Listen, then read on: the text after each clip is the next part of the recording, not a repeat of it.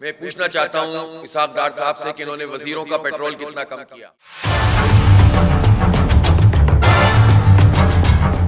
جماعت اسلامی کے حافظ نعیم الرحمان نے مردم شماری اور شہریوں کو درپیش مسائل کے حوالے سے پریس کانفرنس کی۔ ان کا کہنا تھا کہ حکومت چاہتی ہے کہ نئی مردم شماری پر انتخابات کروائے جائیں، لیکن پہلے کراچی کی گنتی اور ووٹر لسٹیں تو ٹھیک کی جائیں۔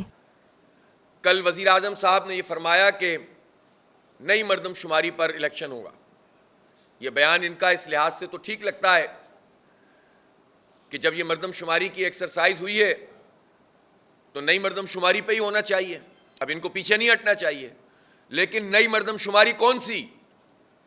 وہ جعلی مردم شماری جو فیڈرل گورنمنٹ اور سندھ گورنمنٹ کے وڈیروں کے ماتحت ہوئی ہے، ان کے ڈی سیز ایسیز کے ماتحت ہو کر انہوں نے کراچی کی گنتی کم کی ہے۔ الیکشن نئی مردم شماری پہ ہوگا، لیکن جعلی مردم شماری پہ نہیں، اصلی مردم شماری پہ ہونا چاہیے۔ نہ 2017 پہ، نہ نئی مردم شماری اگر جعلی ہوگی نہ اس پہ۔ نئی مردم شماری صحیح مردم شماری جس میں کراچی کا ایک ایک فرد گنا جائے گا، اس پر الیکشن ہو۔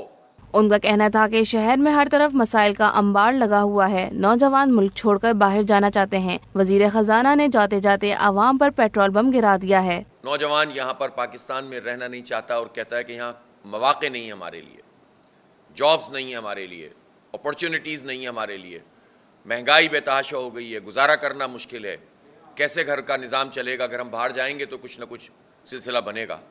ظاہر ہے کتنے لوگ باہر جا پائیں گے اور کتنے لوگ باہر جا کر اپنی مرضی کے مطابق کوئی کام کر سکیں گے، یہ خود ایک سوالیہ نشان ہے۔ اس کے نتیجے میں جو مسائل پیدا ہوتے ہیں وہ اپنی جگہ۔ ابھی تازہ واردات یہ کی ہے اسحاق ڈار صاحب وزیر خزانہ صاحب نے کہ جاتے جاتے ایک اور پیٹرول بم پھینک گئے ہیں، اور انہوں نے فرمایا کہ یہ تو ہم نے بہت کم اضافہ کیا ہے، ہماری مجبوری ہے، اس سے زیادہ اضافہ ہونا چاہیے، اس لیے کہ عالمی مارکیٹ میں پیٹرول کی قیمتیں بڑھ گئی ہیں۔ جب عالمی مارکیٹ میں پیٹرول کی قیمتیں کم ہوتی ہیں تو کیا یہ کمی کرتے ہیں؟ ان کا مزید کہنا تھا کہ ہمارا مطالبہ ہے کہ بجلی اور پیٹرول کی قیمتیں کم کر کے عوام کو ریلیف دیا جائے۔ کیمرہ مین شراز مصطفیٰ کے ساتھ غازی افضال، رہنما نیوز، کراچی۔